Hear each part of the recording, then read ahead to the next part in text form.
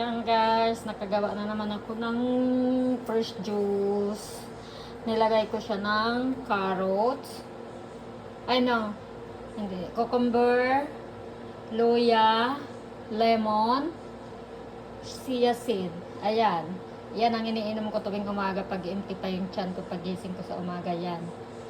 Mga pang 5 days ko na naman yan. Ayan yung detox natin sa umaga. Habang empty pa ang tiyan natin, paggising natin, yan ang iinumin natin. 'Di ba? Yan ang iinumin natin. Detox juice. Fresh yan ha. Walang tubig yan. Ano lang yan. Cucumber, luya, lemon. Yan. Yan ang ginawa nating bagong juice.